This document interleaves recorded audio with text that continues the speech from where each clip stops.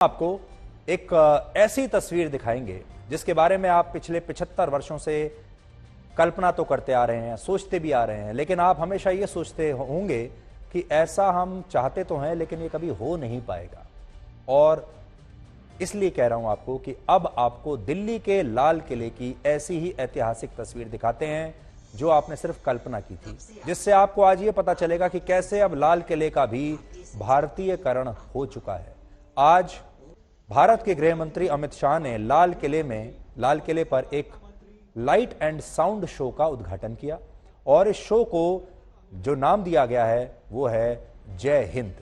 इसमें laser lighting से लाल किले पर ओम की आकृति को अंकित किया गया और इस बार के शो की खासियत यह है कि इसमें मुगलों का इतिहास या मुगल शासकों का महिमा मंडन नहीं है, बल्कि इसकी जगह इस लाइट शो में मराठा योद्धाओं की कहानी बताई गई है। 1857 के विद्रोह की शौर्य गाथा को दर्शाया गया है और लाल किले की दीवारों पर भारतीय राष्ट्रीय सेना के उदय और भारत के गौरवशाली इतिहास को अंकित किया गया है। और ये पहली बार है जब आप लाल किले की प्राचीर पर ओम की ध्वनि को सुन पाएंगे। तब से आज तक आत्मा की संस्कृति ही भारतीय संस्कृति की आत्मा है और ओम की ध्वनि उस परम ब्रह्म का स्वरूप।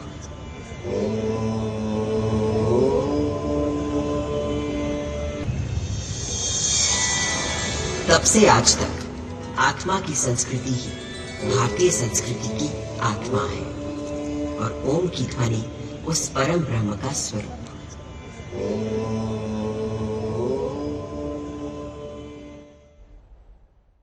तो आज का जो सबसे बड़ा बदलाव आप देख सकते हैं, आपने देखा होगा हमारे देश में अक्सर ये चर्चा चलती रहती है कि हमें अपने इतिहास को बदलने की आवश्यकता है। हमारा इतिहास सिर्फ गुलामी का इतिहास नहीं है, हमारा इतिहास शौर्य का इतिहास है। हम सिर्फ गुलाम नहीं थे और जिन्होंने हमें गुलाम बनाया है, इतिहास के नाम पर हमें उनका महिमा मंडन करने की कोई आवश्यकता नहीं है।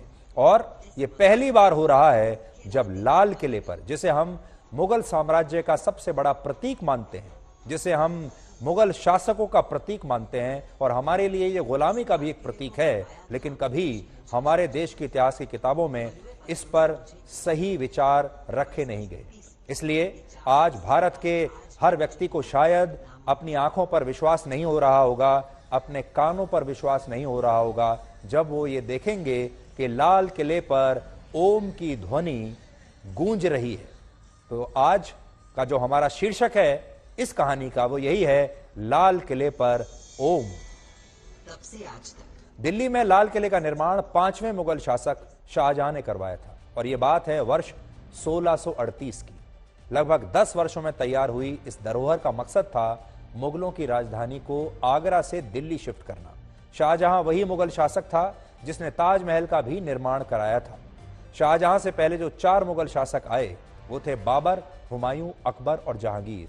उन्होंने आगरा को ही अपनी राजधानी माना था, लेकिन शाहजहां के बादशाह बनने के बाद इस परंपरा को बदला गया और मुगलों की शासन नीति दिल्ली के लाल किले से नियंत्रित होने लगी।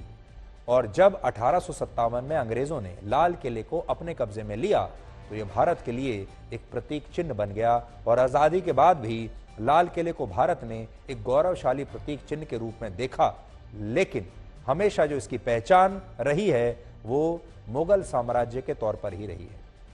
हमारे देश के बहुत सारे लोग आज भी कहते हैं कि अगर ताजमहल नहीं होता तो भारत विदेशों से आने वाले पर्यटकों को क्या दिखाता, या लाल किला नहीं होता तो भारत स्वतंत्रता दिवस के मौके पर कहां राष्ट्रीय ध्वज फहराता।